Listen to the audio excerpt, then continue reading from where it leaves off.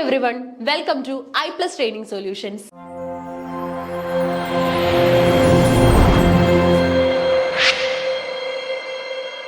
ഇന്നത്തെ വീഡിയോയിലൂടെ നമ്മൾ ഡിസ്കസ് ചെയ്യാനായിട്ട് പോകുന്നത് HSST ഇംഗ്ലീഷ് പരീക്ഷയ്ക്ക് മുൻകാലങ്ങളിൽ ചോദിച്ചിട്ടുള്ള ചോദ്യങ്ങൾ മനസ്സിലാക്കാനായിട്ടാണ്. ഓക്കെ, അപ്പൊ ഇന്നത്തെ വീഡിയോയുടെ ഇന്റൻഷൻ എന്താണെന്ന് ചോദിച്ചു കഴിഞ്ഞാൽ HSST ഇംഗ്ലീഷ് പരീക്ഷയ്ക്ക് മുൻകാലങ്ങളിൽ ചോദിച്ചിട്ടുള്ള ചോദ്യങ്ങൾ നമ്മളൊന്ന് മനസ്സിലാക്കി എടുക്കാനായിട്ട് പോവാണ്. അതിന്റെ ഉത്തരങ്ങളും അതുപോലെ തന്നെ എങ്ങനെയാണ് ആ ചോദ്യത്തിന് ആ ഉത്തരം വന്നത്, ഇങ്ങനെയുള്ള കാര്യങ്ങൾ നമ്മൾ ഇന്നത്തെ ക്ലാസ്സിൽ ഡിസ്കസ് ചെയ്യുന്നുണ്ട്. ഓക്കെ, അപ്പൊ റെഡി അല്ലേ? HSST ഇംഗ്ലീഷിന്റെ ക്വസ്റ്റ്യൻ പേപ്പർ നമുക്കൊന്ന് പരിശോധിക്കാം. സോ HSC ഇംഗ്ലീഷിന്റെയും അതുപോലെ തന്നെ സെറ്റ് ഇംഗ്ലീഷിന്റെ ഒക്കെ തന്നെ ക്വസ്റ്റ്യൻ പേപ്പേഴ്സിൽ നമ്മൾ കണ്ടിട്ടുള്ള ചില ചോദ്യങ്ങൾ ഇവിടെയും അപ്പിയർ ചെയ്യുന്നതായിട്ട് ഉണ്ട്. ഓക്കെ, അങ്ങനെയുള്ള ചോദ്യങ്ങൾ വരുമ്പോൾ പ്രത്യേകം പറയാം, നിങ്ങൾക്കും അത് റെഫർ ചെയ്ത് പ്രത്യേകം മാറ്റി വെക്കാനായിട്ട് സാധിക്കും. ഓക്കെ, അപ്പൊ റെഡി അല്ലേ? നോക്കാം. So the first question, how does the image of the dove contribute to thematic elements in John Donne's the canonization? അതായത് ജോൺ ഡൺ എന്ന മെറ്റാഫിസിക്കൽ പോയിറ്റിന്റെ കരിയറിലെ ഏറ്റവും ഇമ്പോർട്ടന്റ് ആയിട്ടുള്ള കവിതയാണ് കാനോണൈസേഷൻ എന്ന് പറയുന്നത്, ദ കാനോണൈസേഷൻ. ഓക്കെ, സോ ഈ കവിതയിൽ നമുക്കൊരു ഡോവിന്റെ റെപ്രസെന്റേഷൻ വന്നിട്ടുള്ളത് കാണാൻ സാധിക്കും. ഡോവ് ആസ് എൻ ഇമേജ് നമുക്ക് ഇവിടെ കാണാനായിട്ട് സാധിക്കും. ഇപ്പൊ റീസെന്റ് ആയിട്ട് നടന്ന HSC പരീക്ഷ എടുത്താലും നമുക്ക് അവിടെ കാണാൻ സാധിക്കുന്നത് കവിതയിൽ നിന്നുള്ള തീമുകൾ ചോദ്യമായിട്ട് വന്നിട്ടുണ്ടായിരുന്നു. അതേ ഒരു ട്രെൻഡാണ് ഈ ആദ്യത്തെ ചോദ്യത്തിൽ തന്നെ നമ്മൾ കാണുന്നത്. ഓക്കെ, അപ്പൊ ശ്രദ്ധിച്ചേ, ഒരു കവിതയില് ഡോവ് എങ്ങനെയാണ് ഇമേജ് ആയിട്ട് വന്നത് എന്നുള്ള റെപ്രസെന്റേഷൻ ആണ് ക്വസ്റ്റ്യൻ വന്നത്. ഓപ്ഷൻസ് നോക്കാം. It enhances the theme of love and tranquillity, it symbolises conflict and turmoil, it represents a metaphor for death, and also it has no symbolic significance in the poem. Okay, appo nokkike, how does the image of the dove contribute to thematic elements of John Donne's The Canonization? John Donneന്റെ കാനോണൈസേഷൻ എന്ന കവിതയിൽ എങ്ങനെയാണ് dough എന്ന bird ഒരു thematic representation ആയിട്ട് മാറുന്നത്? Okay, metaphysical കവിതകൾ എഴുതുന്ന metaphysical school of പോയിട്രിയുടെ founder ആണ് ജോൺ ഡൺ. അതുപോലെ തന്നെ ഹോളി സോണറ്റുകൾ എഴുതി ഇംഗ്ലീഷ് ലിറ്ററേച്ചറിനെ ഫ്ലറിഷ് ചെയ്ത ഒരു പോയിറ്റും കൂടെയാണ്. Okay, John done. സോ ഇതിന് ഏതാണ് നമുക്ക് ഉത്തരം കൊടുക്കാൻ പറ്റുന്നത്? ലവ് ആൻഡ് ട്രാങ്ക്വിലിറ്റി ആണോ, അതോ കോൺഫ്ലിക്റ്റ് ആൻഡ് ടർമോയിലിനെ ആണോ റെപ്രസെന്റ് ചെയ്യുന്നത്, ഓർ ഇതൊരു മെറ്റഫർ ആണോ, ഡെത്തിന്റെ ഒരു മെറ്റഫർ ആണോ ഡോവ്, അതോ സിംബോളിക് സിഗ്നിഫിക്കൻസ് ഒന്നും തന്നെ ഈ കവിതയിൽ വരുന്നില്ല എന്നാണോ, ഡോവ് ഒരു സിംബോളിക് സിഗ്നിഫിക്കൻസ് അല്ല എന്നാണോ? ഫസ്റ്റ് വൺ ആണ് റൈറ്റ് ആൻസർ ആയിട്ട് വരുന്നത്. It enhances the theme of love and tranquillity. ലവിന്റെയും ട്രാങ്ക്വിലിറ്റിയുടെയും ഒരു എറ്റേണിറ്റിയുടെയും ഒക്കെ നോട്ട് ആയിട്ടാണ് ശരിക്കും പറഞ്ഞാൽ ഡോവ് ഇവിടെ ആക്ട് ചെയ്യുന്നത്. അപ്പൊ കാനോണൈസേഷൻ എന്ന കവിതയിൽ, ജോൺ ഡണ്ണിന്റെ കാനോണൈസേഷൻ എന്ന കവിതയിൽ അവിടെ നമുക്ക് ഒരുപാട് മെസ്സേജുകളൊക്കെ കാണാൻ സാധിക്കും, സം സോർട്സ് ഓഫ് റെഫറൻസുകൾ ഉപയോഗിച്ചിട്ടുള്ളത് കാണാൻ സാധിക്കും. ഈ കവിതയിൽ ഡോവ് വരുന്നുണ്ട്. ഡോവ് എന്തിനെയാണ് റെപ്രസെന്റ് ചെയ്യുന്നതെന്ന് ചോദിച്ചു കഴിഞ്ഞാൽ ലവിനെയും ട്രാങ്ക്വിലിറ്റിയുമാണ്. ഓക്കെ, ഒരിക്കലും മറന്നു പോകാൻ പാടില്ല, വളരെ ഇമ്പോർട്ടന്റ് ആയിട്ടുള്ള ഒരു ക്വസ്റ്റ്യൻ ആണ്. രണ്ടാമത്തെ ചോദ്യം പരിചയപ്പെടാം. Which of the following lines is the epitaph written by Gray for himself in the elegy written in a country churchyard? Thomas ഗ്രേയുടെ വളരെ മികച്ച ഒരു എലിജിയാണ് elegy written in a country churchyard എന്ന് പറയുന്നത്. What you mean by an elegy? ഒരു sad പോമിനെയാണ് നമ്മൾ എലിജി എന്ന് പറയുന്നത്. നമ്മുടെ പ്രിയപ്പെട്ട ഒരാളിന്റെ വിയോഗം, അല്ലെങ്കിൽ നമ്മുടെ പ്രിയപ്പെട്ട ഒരാളിനെ കാത്തിരിക്കുന്നു, അവർ മടങ്ങി വരുന്നില്ല, ഇതൊക്കെയാണ് എലിജികൾ എഴുതാനുള്ള കാരണം എന്ന് പറയുന്നത്. ഓക്കെ, അപ്പൊ എപ്പോഴും ഇതിന്റെ തീം എന്ന് പറയുന്നത് സാഡ് ആയിരിക്കും. Which of the following lines is the epitaph written by Gray for himself in the work, okay, LG written in a country churchyard. LG written in a country churchyard ന്റെ പ്രമേയം എന്താണെന്ന് ചോദിച്ചു കഴിഞ്ഞാൽ നമുക്ക് കാണാൻ സാധിക്കുന്നത് കവിതയിൽ ഒരു സ്പീക്കർ ഉണ്ട്. ഈ സ്പീക്കർ ഒരു ഗ്രേവ് യാർഡിന്റെ അടുത്ത് ഇരിക്കുകയാണ്, ഒരു ബെഞ്ചിൽ ഇരിക്കുകയാണ്. അദ്ദേഹത്തിന് തന്നെ അറിയില്ല അത് ഏത് ഗ്രേവ് യാർഡ് ആണെന്നോ അതേപോലെ തന്നെ അവിടെ ആരെയൊക്കെയാണ് ബറി ചെയ്തിട്ടുള്ളതെന്നൊന്നും അറിയില്ല. വളരെ അനോണിമസ് ആയിട്ടുള്ള ഒരു പോയിന്റിലാണ് അദ്ദേഹം എത്തി നിൽക്കുന്നത് ലൈഫിന്റെ. സോ അവിടെ വെച്ച് അദ്ദേഹത്തിന് തന്നെ ഒരു സോർട്ട് ഓഫ് ഗ്രീഫ് ഉണ്ടാവുകയാണ്. ഓക്കെ, അതായത് ഇവിടെ ഒരുപാട് പേരെ ബറി ചെയ്തിട്ടുണ്ട്, ഇവരുടെയൊക്കെ എത്ര ആഗ്രഹങ്ങളായിരിക്കും ഒരു പക്ഷേ സഫലമായി പോകാതെ ഇവർ മരിച്ചിട്ടുണ്ടാവുക, ഇല്ലെ? ഇവരുടെ ആഗ്രഹങ്ങളൊക്കെ നടന്നിട്ടുണ്ടാവുമോ എന്നൊക്കെയുള്ള പല ചിന്തകളും ഉണ്ടാവുകയാണ്. എന്നിട്ട് പറയാണ്, എന്തെങ്കിലും ഒരിക്കൽ ഞാൻ മരിക്കുമ്പം എന്റെ ഗ്രേവ് യാർഡിലും ഇതുപോലെ ആരെങ്കിലും വന്നിരുന്ന് ഒരു ഡ്രോപ്പ് ടിയർ എങ്കിലും ഡ്രോപ്പ് ചെയ്തായിരുന്നെങ്കിൽ ചെയ്യുമായിരിക്കും എന്നൊക്കെയുള്ള കുറച്ച് ചിന്തകൾ വരുന്നുണ്ട്. ഓക്കെ, അപ്പൊ ഏത് ലൈനാണ് എപ്പിറ്റാഫ് ആയിട്ട് ഗ്രേ തന്നെ തന്റെ ഡെത്തിനെ സിംബലൈസ് ചെയ്ത് അല്ലെങ്കിൽ തനിക്ക് വേണ്ടി തന്നെ എഴുതിയിട്ടുള്ളത് എന്ന് ചോദിച്ചു കഴിഞ്ഞാൽ, no more than the Grecian muse unrevealed reigns to Britain left the nation's homage pay. Here rests his head upon the lap of earth, a youth to fortunate and to fame unknown. The boast of heraldry, the poem of power, and all the beauty all that wealth ever gave. Beneath those rugged elms that your trees shade, where heaven's the turf in made a mouldering heap. Okay, എല്ലാം തന്നെ വിഷമങ്ങൾ generate ചെയ്യുന്ന വരികളാണ്. എല്ലാത്തിനകത്തും തന്നെ ഒരു pessimism നമുക്ക് കാണാനായിട്ട് സാധിക്കും. ഗ്രീഷ്യൻ മ്യൂസിന്റെ റെഫറൻസ് വരുന്ന വരി വന്നിട്ടുണ്ട്. അതുപോലെ തന്നെ ഒരു യൂത്തിന്റെ പ്രതീക്ഷയാണ് ഈ മരണത്തിൽ ഇവിടെ അവസാനിച്ചിട്ടുള്ളതെന്നുള്ള രീതിയിൽ രണ്ടാമത്തെ ലൈൻ നമുക്ക് കാണാൻ സാധിക്കും. അതായത് നമ്മുടെ ഓരോരുത്തരുടെയും ലൈഫ് എന്ന് പറയുന്നത് there is a beauty inside that, and അതാണ് അവിടെ എൻഡ് ചെയ്യുന്നത്. അവസാന വരിയിൽ നമ്മൾ കാണുന്നത് it's all about the mouldering heap. Heap എന്ന് പറഞ്ഞ ഒരു കൂന അല്ലെ. മൗൾഡറിംഗ് ഹീപ്പ് എന്ന് പറഞ്ഞാൽ നമ്മുടെ ബോഡി എങ്ങനെയാണ് ബെറിയുന്ന സമയത്ത് ഒരു വലിയ ഹീപ്പാണ് നമുക്ക് കാണാനായിട്ട് സാധിക്കുന്നത്. ഓക്കെ, അപ്പൊ ഏത് ലൈനാണ് ഇതിന്റെ ആൻസർ ആയിട്ട് വരുന്നത്? നമ്മുടെ സെക്കൻഡ് ഓപ്ഷൻ ആണ് കറക്റ്റ് ആയിട്ട് വരുന്നത്.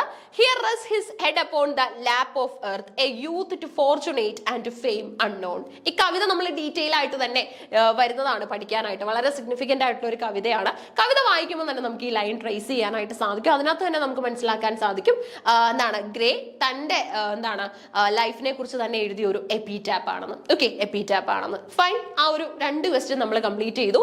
മൂന്നാമത്തെ ചോദ്യം നോക്കാം.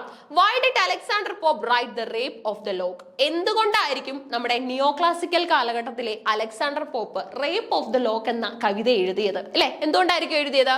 To maliciously mock a genuine conflict between two families. ഇല്ലെ, 2 അരിസ്റ്റോക്രാറ്റിക് ഫാമിലീസിന്റെ കോൺഫ്ലിക്റ്റ് ഇതിനകത്ത് പറയുന്നുണ്ട്. അതുപോലെ തന്നെ ഈ ഒരു ഫേമസ് വർക്കിനകത്തിലെ ഹീറോയിന്റെ പേരെന്താണ്? റേപ്പ് ഓഫ് ദ ലോക്കിലെ ഹീറോയിന്റെ പേര് ബെലിൻഡ. എന്താണ്? ബെലിൻഡ. ഓക്കെ, ലോങ് ഹെയർ ഉള്ള ആ പെൺകുട്ടിയുടെ പേര് ബെലിൻഡ എന്നാണ്. ബെലിൻഡ. ഓക്കെ, ബെലിൻഡയുടെ സ്റ്റാൻഡ് ഓഫ് ഹെയറിന്റെ പേരിലാണ് ഈ ഫൈറ്റ് എല്ലാം തന്നെ നടക്കുന്നത്. ഒരു ലോക്ക് ഓഫ് ഹെയറിന്റെ മിസ്സിംഗിന്റെ കാര്യത്തിലാണ്. To maliciously mock a genuine conflict between two families as a response to a request from his friend to reconcile two families. ഓക്കെ, 2 ഫാമിലീസിനെ തമ്മിൽ റീകൺസീൽ ചെയ്യാനുള്ള അദ്ദേഹത്തിന്റെ ഫ്രണ്ടിന്റെ ഒരു റിക്വസ്റ്റ് ആണെന്ന് പറയുന്നു. To glorify and celebrate the elite society in which he lived. Okay, താൻ ജീവിച്ചിരുന്ന ആ എലൈറ്റ് സൊസൈറ്റി, അരിസ്റ്റോക്രാറ്റിക് സൊസൈറ്റിയെ ഒന്ന് ഗ്ലോറിഫൈ ചെയ്യാനാണെന്ന് പറയുന്നു. To express his disdain for the baron. Okay, ബാരൻസിനോടുള്ള ഒരു ഡിസ്ഡെയിൻ കാണിക്കാനാണെന്ന് പറയുന്നുണ്ട്. ഏതാണ് കറക്റ്റ് ആൻസർ വരുന്നത്?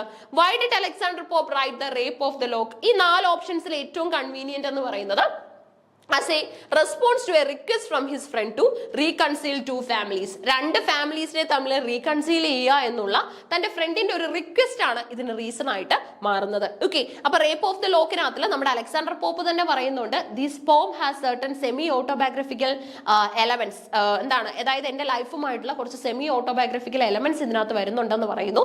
കാരണം തന്റെ ഫ്രണ്ടിന്റെ റിക്വസ്റ്റ് ആണ് ശരിക്കും പറഞ്ഞ ഈ കവിത എഴുതാനുള്ള റീസൺ ആയിട്ട് മാറുന്നത്. ഓക്കെ, അപ്പൊ നമ്മൾ ഇതുവരെ 3 ചോദ്യങ്ങൾ കണ്ടു അല്ലെ. 3 ലിറ്ററേച്ചർ ഏരിയ തന്നെയായിരുന്നു വന്നത്. അതായത് കവിതയുടെ ഏരിയാസ് തന്നെയാണ് നമുക്ക് വന്നത് അല്ലെ. ഫസ്റ്റ് വൺ എന്ന് പറയുന്നത് ഏറ്റവും സിഗ്നിഫിക്കന്റ് ആയിട്ടുള്ള ഒരെണ്ണമായിരുന്നു. ചോദ്യം എന്തായിരുന്നു? ഈ പറയുന്ന കാനോണൈസേഷനുമായിട്ട് ബന്ധപ്പെട്ട് അല്ലെ. കാനോണൈസേഷൻ നമ്മുടെ ജോൺ ഡണ്ണിന്റെ വളരെ മികച്ചൊരു കവിതയാണ്. അടുത്തതായിട്ട് നമ്മൾ കണ്ടത് elegy written in a country churchyard, Thomas ഗ്രേയുടെ വളരെ മികച്ചൊരു കവിതയാണ്. അതിന്റെ റെഫറൻസ് കണ്ടു. അടുത്തായിട്ട് നമ്മൾ നോക്കിയത് അലക്സാണ്ടർ പോപ്പിന്റെ റേപ്പ് ഓഫ് ദി ലോക്ക് എഴുതാനുള്ള റീസൺ എന്താണ്? പോപ്പ് ഈ കവിത എഴുതാനുള്ള റീസൺ എന്താണെന്ന് ചോദിച്ചപ്പോൾ അത് ആ 2 ഫാമിലീസിനെ തമ്മിൽ റീകൺസീൽ ചെയ്യാൻ വേണ്ടിയാണ്. ഫ്രണ്ടിന്റെ റിക്വസ്റ്റ് പ്രകാരം എഴുതിയ കവിതയാണ്. നിയോ ക്ലാസിക്കൽ പീരീഡിലെ എഴുത്തുകാരനാണ് നമ്മുടെ അലക്സാണ്ടർ പോപ്പ്. അതുപോലെ തന്നെ പോപ്പ് ഒരുപാട് മികച്ച കവിതകൾ ചെയ്തിട്ടുണ്ട്. ഇതിനകത്തിലെ ഹീറോയിന്റെ പേര് ചോദിച്ചു കഴിഞ്ഞാൽ ബെലിൻഡ. Okay, Belinda. ആരുടെ ലോക്ക് ഓഫ് ഹെയർ ആണ് മിസ്സിംഗ് ആയിട്ടുള്ളത് എന്ന് ചോദിച്ചു കഴിഞ്ഞാൽ ബെലിൻഡയുടെ ആണ് കേട്ടോ, Belinda. What is a major theme of William Blake's The Tiger? William ബ്ലേക്കിന്റെ ദ ടൈഗർ എന്ന കവിതയുടെ മേജർ തീം എന്താണ്? The innocence of the human soul. Human സോളിന്റെ innocence. The representation of contraries in the human soul. Human സോളിന്റെ ക്വാൻട്രീസിന്റെ reference ആണ്. അതുപോലെ തന്നെ portrayal of the tiger as a docile creature. Okay, ടൈഗറിനെ ഒരു ഡോസൈൽ ക്രീച്ചർ ആയിട്ട് പോർട്രേ ചെയ്യുന്നു. The exploration of pastoral themes in nature. Okay, അപ്പൊ നോക്കിക്കേ, what is a major theme of William Blake's the tiger? William ബ്ലേക്കിന്റെ the ടൈഗറിന്റെ major theme എന്താണ്? Innocence of the human soul. Human സോളിന്റെ innocence. അതുപോലെ തന്നെ representation of contraries in human soul. Human സോളിന്റെ കോൺട്രറീസിന്റെ ഒരു representation. Portrayal of the tiger as a docile creature. ടൈഗറിനെ ഒരു ഡോസൈൽ ക്രീച്ചർ ആയിട്ട് പ്രസന്റ് ചെയ്യുന്നു. Exploration of pastoral themes in nature. Okay, pastoral pastoral themes എങ്ങനെയാണ് എക്സ്പ്രസ് ചെയ്തിട്ടുള്ളതെന്ന് നമുക്ക് കാണാൻ സാധിക്കുമെന്ന്. അപ്പൊ എന്താണ് വില്യം ബ്ലേക്കിന്റെ ടൈഗറിന്റെ ഒരു മേജർ തീം എന്ന് പറയുന്നത്? വില്യം ബ്ലേക്ക് എന്ന് പറഞ്ഞാൽ ആനിമൽ ഇമേജറി വെച്ച് കവിതകൾ എഴുതിയിരുന്ന വളരെ ഇമ്പോർട്ടന്റ് ആയിട്ടുള്ള ഒരു പോയിറ്റ് ആണ്. ഓക്കെ, ആനിമൽ ഇമേജറി എന്ന് പറഞ്ഞാൽ ആനിമൽ റെപ്രസെന്റേഷൻസ് ആണ്, ആനിമൽ ക്യാരക്ടേഴ്സിനെ നമുക്ക് ഒരുപാട് കാണാൻ സാധിക്കും. ടൈഗർ എന്ന് പറഞ്ഞു കഴിഞ്ഞാൽ എപ്പോഴും വളരെ ഫെറോഷ്യസ് ആയിട്ടാണ് ഇതിനകത്ത് റെപ്രസെന്റ് ചെയ്തിട്ടുള്ളത്. സ്പെല്ലിംഗ് തന്നെ നിങ്ങൾക്ക് കാണാം, TYGER. Okay, old English usage ആണ്, അല്ലെങ്കിൽ ബ്ലേക്കിന്റെ കാലഘട്ടത്തിലുള്ള യൂസേജ് ആണ് സ്പെല്ലിംഗിലുള്ളത്. ഇനി അതുപോലെ തന്നെ മോഡേൺ ഇംഗ്ലീഷ് വന്ന സമയത്ത് മാറ്റങ്ങൾ വന്നിട്ടുണ്ട്. ഓൾഡ് ഇംഗ്ലീഷിലും മിഡിൽ ഇംഗ്ലീഷിലും ഉള്ള വാക്കുകളെല്ലാം തന്നെ മാറിയിട്ടുണ്ട് കേട്ടോ, വാക്കുകൾക്കെല്ലാം തന്നെ ചേഞ്ച് വന്നു. അപ്പം ബ്ലേക്കിന്റെ ടൈഗറിന്റെ തീം എന്താന്ന് ചോദിച്ചാൽ representation of countries in the human soul ഇല്ലേ, അതായത് ഇന്നസെൻസ് ഓഫ് ഹ്യൂമൻ സോൾ അല്ല, ഇന്നസെൻസ് അല്ല ടൈഗർ റെപ്രസെന്റ് ചെയ്യുന്നത്. ടൈഗറിനെ ഒരു ഡോസൈൽ ക്രീച്ചർ ആയിട്ട് പ്രസന്റ് ചെയ്യുന്നു എന്ന് പറയുന്നു. Exploration of pastoral themes in nature. Okay, correct answer വരുന്നത് the representation of countries in the human soul. Human സോളിൽ തന്നെ പല കേസസിലും നമ്മൾ ടൈഗേഴ്സ് ആയിട്ട് മാറാറുണ്ട്, ഫെറോഷ്യസ് ആയിട്ടൊക്കെ നമ്മൾ നിൽക്കാറുണ്ട് അല്ലെ. പക്ഷെ circumstances leads us to be somehow എന്താണ് ഡിക്രീസ് ഫ്രം ദാറ്റ്, അതായത് നമ്മുടെ ആ ഒരു ഡെപ്തിൽ നിന്നും ഡിക്രീസ് ചെയ്യാനായിട്ട് പലപ്പോഴും നമുക്ക് റീസൺ ആയിട്ട് മാറുന്നത് എന്താണ്? ഈ പറയുന്ന സർക്കംസ്റ്റാൻസസ് ആണ്, കാരണങ്ങളാണ്. ഓക്കെ, സന്ദർഭങ്ങളാണ്. അഞ്ചാമത്തെ ചോദ്യം നോക്കാം. What role do the classical muses play in Milton's Lycidas and how do they contribute to the elegy's structure and themes? Okay, അപ്പൊ ചോദ്യം നോക്കിക്കേ. What role do the classical muses play in Milton's Lycidas? മിൽട്ടന്റെ ലിസിഡാസിനകത്തില് classical muses എന്ത് റോളാണ് play ചെയ്യുന്നത്? And how do they contribute to the elegy structure and theme? എലിജിയുടെ സ്ട്രക്ചറിലേക്കും തീമിലേക്കും അവരെങ്ങനെയാണ് കോൺട്രിബ്യൂട്ട് ചെയ്യുന്നത്? Okay, what role do the classical muses play in Milton's Lycidas and how do they contribute to the elegy's structure and themes? അപ്പൊ ഇതൊരു എലിജിയാണ് ലിസിഡാസ് എന്ന് പറയുന്നത്. ഇതിനകത്തിൽ എങ്ങനെയാണ് ഈ ക്ലാസിക്കൽ മ്യൂസസ് ഒരു റെപ്രസെന്റേഷൻ ആയിട്ട് നിൽക്കുന്നത്? അതായത് ലിസിഡാസിനകത്തിൽ ഒരുപാട് റെഫറൻസുകൾ ക്ലാസിക്കൽ മ്യൂസസുമായിട്ട് ബന്ധപ്പെട്ട് മിൽട്ടൺ ചെയ്തിട്ടുണ്ട്. മിൽട്ടന്റെ പ്രത്യേകത അറിയാമല്ലോ, റെനൈസൻസ് കാലഘട്ടത്തിലെ മിൽട്ടൺ പാരഡൈസ് ലോസ്റ്റും പാരഡൈസ് റീഗെയിൻഡും ഒക്കെ എഴുതിയ എഴുത്തുകാരനാണ്. ഇനി അതുപോലെ തന്നെ നമുക്ക് മനസ്സിലാക്കാൻ സാധിക്കുന്നത് അദ്ദേഹം ഒരുപാട് ക്ലാസിക്കൽ റെഫറൻസുകൾ കൊടുത്തിട്ടുണ്ടായിരുന്നു. ക്ലാസിക്കൽ മ്യൂസസിനെ കുറിച്ച് ഇവിടെ പറയുന്നുണ്ട്.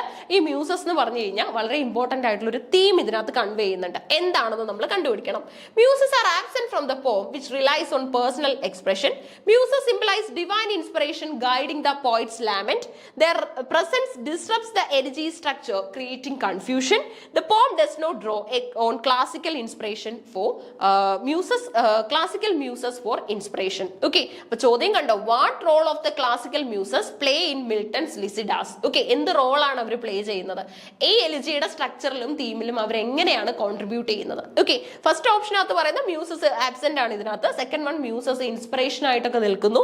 അടുത്തതിൽ പറയുന്നു എന്താണ്, ഇത് ഡിസ്ട്രപ്റ്റ് ചെയ്യാണ്, അവരുടെ പ്രസൻസ് ശരിക്കും പറഞ്ഞാൽ കൺഫ്യൂഷൻ ജനറേറ്റ് ചെയ്യുകയാണെന്ന് പറയുന്നു.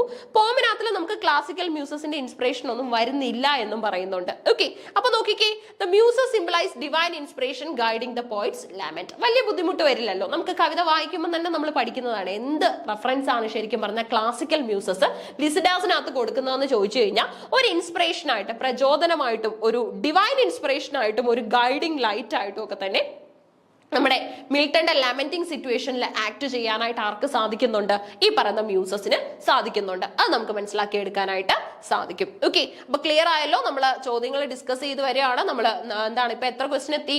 5 ക്വസ്റ്റ്യൻസ് ആയി കേട്ടോ. 5 ക്വസ്റ്റ്യൻസ് നമ്മൾ കംപ്ലീറ്റ് ചെയ്തു. ഇനി അടുത്ത എക്സിസ്റ്റ് ചെയ്യുന്നത് നമ്മുടെ 6th ക്വസ്റ്റ്യൻ ആണ്. After Grendal's defeat, what further threat arises in Beowulf that Beowulf must confront? Okay, അപ്പൊ ഇത് നമ്മുടെ ബിയോവുൾഫ് എന്ന കവിത ഡീറ്റെയിൽ ആയിട്ട് നമ്മൾ പഠിക്കുന്ന അനോണിമസ് പോം ആണ് ബിയോവുൾഫ്. ഓക്കെ, അപ്പൊ അവിടുന്ന് വന്ന ചോദ്യം നോക്കിക്കേ.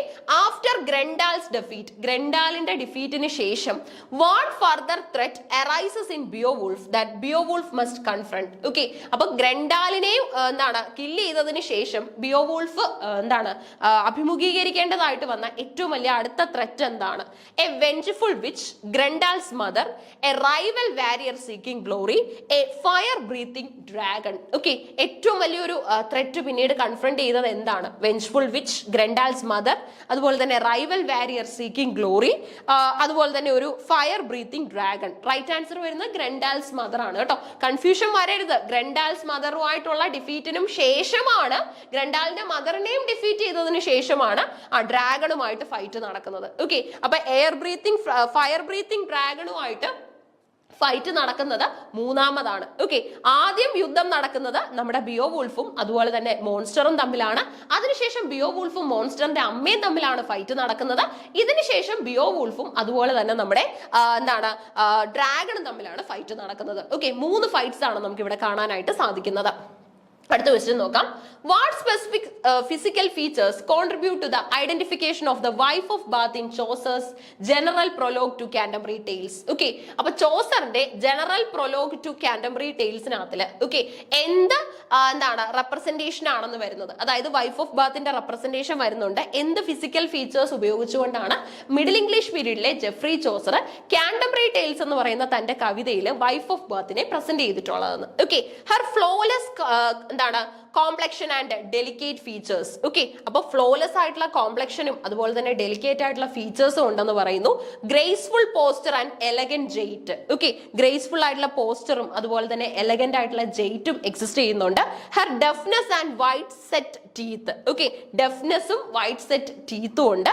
അതുപോലെ തന്നെ inexpressive eyes and asymmetrical face. Okay, inexpressive ആയിട്ടുള്ള ഐസ് ആണുള്ളത്, അസിമെട്രിക്കൽ ആയിട്ടുള്ള ഫേസ് ആണെന്ന് പറയുന്നു. ഓക്കെ, അപ്പൊ ഏതാണ് ശരിക്കും ഇവിടെ ഏറ്റവും കറക്റ്റ് ആയിട്ട് വരുന്നത്? വൈഫ് ഓഫ് ബാത്തുമായിട്ട് ബന്ധപ്പെട്ട് ഡെഫ്നെസ്സും അതുപോലെ തന്നെ വൈറ്റ് സെറ്റ് ടീത്തും ഇല്ലെ, ഗ്യാപ്ഡ് ടൂത്ത് എന്നാണ് ശരിക്കും പറഞ്ഞ കവിതയിൽ യൂസ് ചെയ്തിട്ടുള്ളത്. Gapped tooth. Okay, wife of ബാത്തിനെ കുറിച്ച് പറയുമ്പോൾ തന്നെ യൂസ് ചെയ്യുന്നതാണ് gapped tooth. Okay, deafness and white set teeth. Okay, deafness and white set teeth.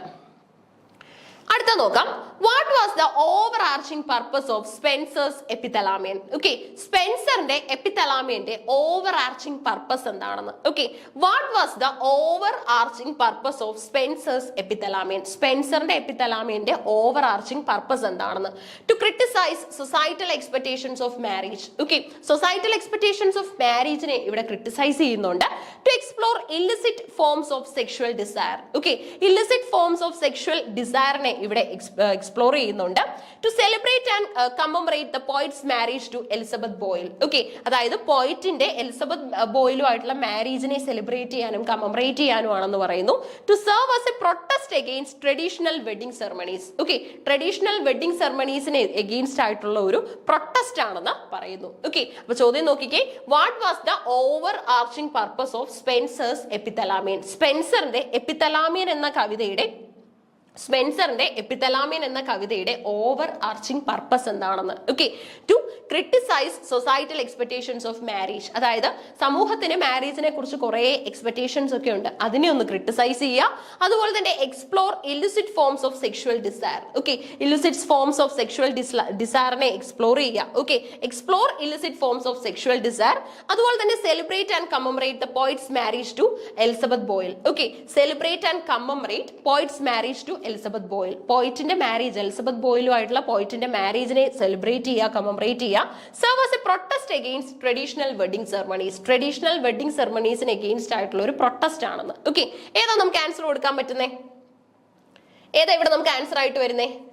To celebrate and commemorate the poet's marriage to Elizabeth Boyle. Okay, answer വരുന്നത് celebrate and commemorate poet's marriage to Elizabeth Boyle. പോയിറ്റിന്റെ Elizabeth ബോയിലുമായിട്ടുള്ള മാരേജിനെ celebrate ചെയ്യാനും അതുപോലെ തന്നെ commemorate ചെയ്യാനുമാണ് Epithalamion എഴുതിയിട്ടുള്ളതെന്നാണ് പറയുന്നത്. Okay, അപ്പൊ പ്രോത്തലാമിയൻ എന്ന് പറഞ്ഞിട്ട് വേറൊരു വർക്കും നമ്മുടെ സ്പെൻസർ തന്നെ എഴുതിയിട്ടുണ്ട്. ഓക്കെ, റെനൈസൻസിലെ സ്പെൻസർ തന്നെ എഴുതിയിട്ടുണ്ട്. അത് സോമർസെറ്റ് മോഗത്തിന്റെ അതായത് ഏൾ ഓഫ് സറായുടെ സോമർസെറ്റ് മക്കളുടെ 2 ട്വിൻസ് ആണുള്ളത്, 2 പെൺകുട്ടികളാണ്. പെൺകുട്ടികളുടെ മാരേജിനെ കുറിച്ചാണ് പറയുന്നത്. ഓക്കെ, ഏൾ ഓഫ് സെറായുടെ, ഏൾ ഓഫ് യാട്ടിനെ കുറിച്ചൊക്കെ തന്നെ അതിനകത്ത് റെപ്രസെന്റ് ചെയ്യുന്നുണ്ട്. അപ്പൊ ഏളിന്റെ മകളുടെ മാരേജിനെ കുറിച്ച് റെപ്രസെന്റ് ചെയ്യാനാണ് എഴുതിയിട്ടുള്ളത്. ഏൾ എന്ന് തന്നെയാണ് പറഞ്ഞിട്ടുള്ളത്. അപ്പൊ ഏൾ എന്നുള്ള രീതിയിൽ പഠിക്കുന്നതായിരിക്കും നമുക്കും നല്ലത്. കാരണം എന്ന് പറഞ്ഞു കഴിഞ്ഞാൽ അല്ലെങ്കിൽ ഇന്ന് നമ്മുടെ ക്രിറ്റിസിസംസിന്റെ ഭാഗമായിട്ട് പലതരത്തിലുള്ള ഏൾസിന്റെ പേരുകളും അതുപോലെ തന്നെ റെപ്രസെന്റേഷൻസും ഒക്കെ വരുന്നുണ്ട്. അപ്പൊ ഓപ്ഷനകത്ത് എന്തായാലും വരിക ഏൾ എന്നായിരിക്കും. To celebrate the marriage of the earl ഇല്ലേ, ഗ്രേറ്റ് ഏളിന്റെ മക്കളുടെ മാരേജ് സെലിബ്രേറ്റ് ചെയ്യാൻ വേണ്ടിയാണ് ശരിക്കും പറഞ്ഞ പ്രോത്തലാമിയൻ എന്ന വർക്ക് സ്പെൻസർ എഴുതിയത്. എപ്പിത്തലാമിയൻ എഴുതിയത് എന്തിനാണെന്ന് ചോദിച്ചു കഴിഞ്ഞാൽ തന്റെ വൈഫും അതായത് സ്പെൻസറും തന്റെ വൈഫും തമ്മിലുള്ള മാരേജിനെ സെലിബ്രേറ്റ് ചെയ്യാൻ വേണ്ടിയാണ് എഴുതിയിട്ടുള്ളത്. ഓക്കെ, അങ്ങനെ 8 ചോദ്യങ്ങൾ നമ്മൾ കംപ്ലീറ്റ് ചെയ്തു. 9ാമത്തെ ചോദ്യം നോക്കാം. In what ways does Henry Fielding storm Jones exemplify the characteristics of a traditional bildungsroman? Okay, ഇവിടെ BU വരുവേ.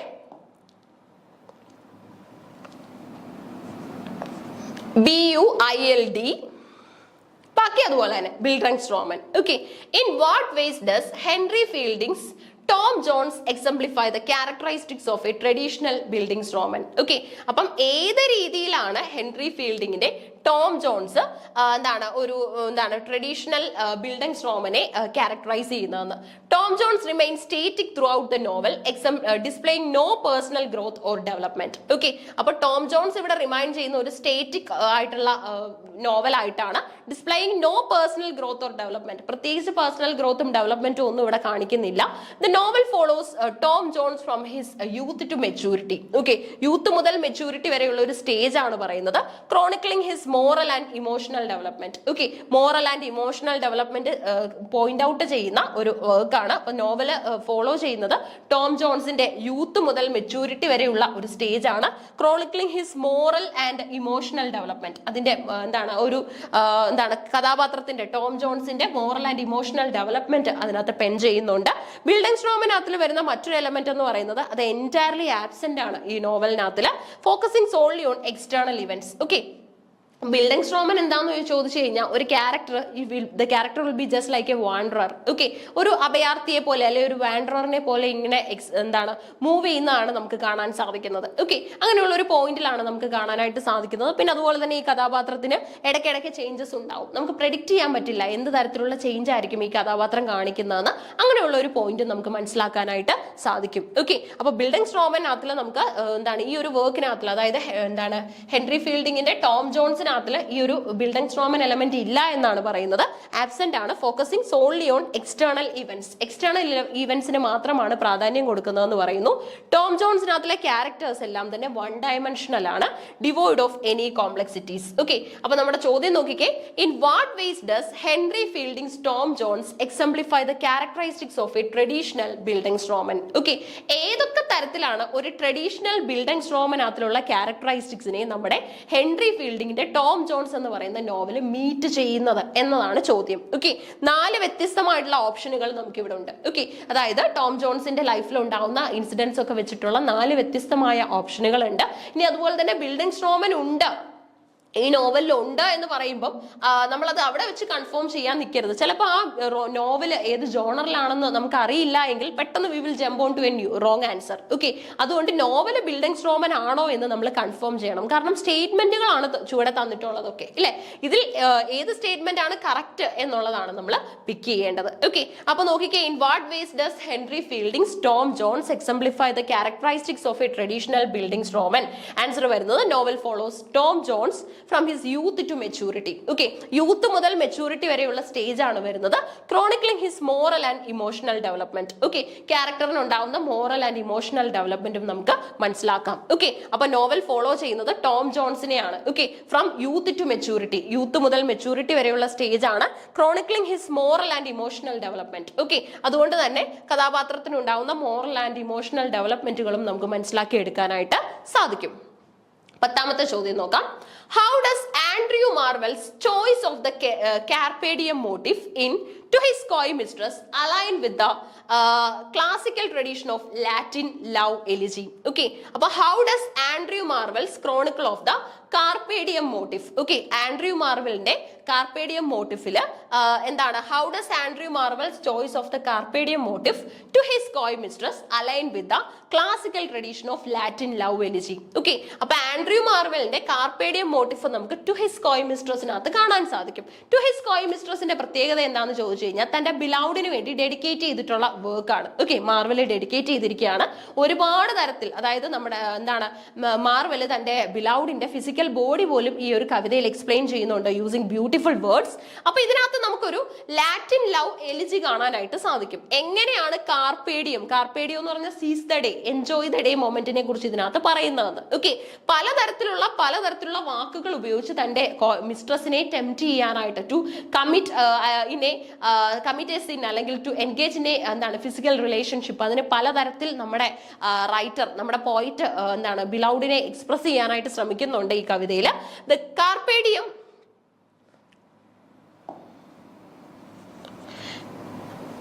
Carpe diem motif emphasizes the speaker's urgency and impatience in pursuing his beloved.